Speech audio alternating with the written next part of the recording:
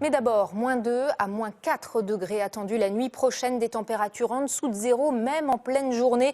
La semaine qui s'ouvre s'annonce glaciale. État, communes et associations se mobilisent du coup en faveur des sans-abri.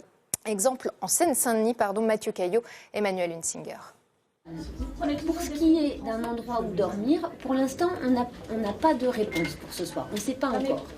Cette phrase est sans cesse répétée au centre d'appel du 115 de la Seine-Saint-Denis.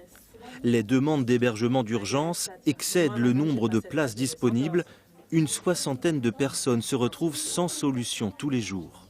Aujourd'hui, on est autour de 8400 places tous les jours. Ce sont pour les familles.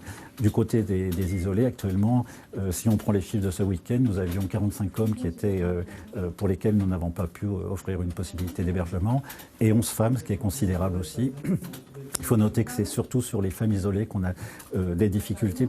Face à cette situation, les préfets ont dans chaque département la possibilité de réquisitionner ou mettre à disposition des lieux comme ces logements vacants à Aubervilliers. 76 places ont ainsi été libérées pour 15 jours dans le département. Montreuil est la seule ville de Seine-Saint-Denis à ne pas attendre ces réquisitions.